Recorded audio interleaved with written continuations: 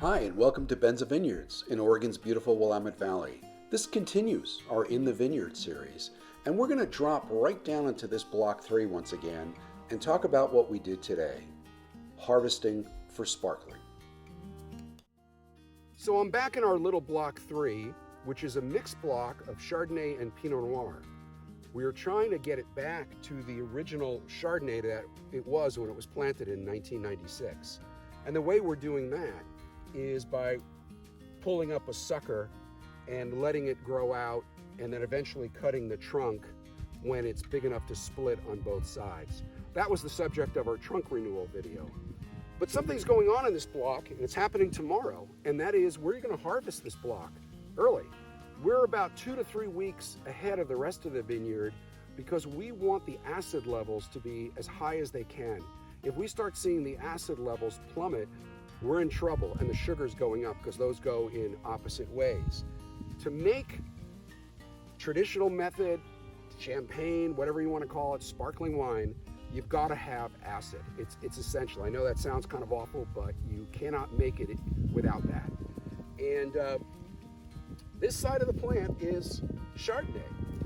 But what's interesting is this other side of the plant, where the cane is coming out here, is actually Pinot Noir still. And right now this block is about 60% Chardonnay and 40% Pinot, and that will continue to change year after year. But we're actually going to do something a little unusual. We're not going to pick these separately. We're going to pick them together, and they're going to go in a grape tote all together, and they'll be chilled overnight just to get the temperature down on all the grapes, and then they'll get pressed off their skins immediately to start the process of making base wine, which is the first step in the traditional method sparkling program. And here's what the mixed product looks like. Looks by my eye that we're about 65% Chardonnay now in this block, 35% Pinot, and this is a shot from last year. It was just about the other way around. So we've made some progress in getting this over to Chardonnay. I can't tell you how unusual it is to pick both varietals together like this and put them to the press together.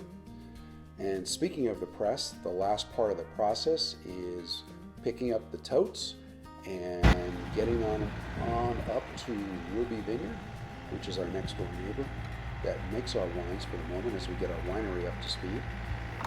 And from here, there's 4 totes like that, and they will be chilled down overnight to get them good and cold. And then into the press they will go the next day as we press them off their skins and make our first step towards sparkling wine, and that is base wine. If you've enjoyed this video, please hit the subscribe button. It really helps grow our channel.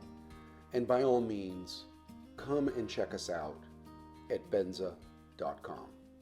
Until the next video, take care. Bye-bye.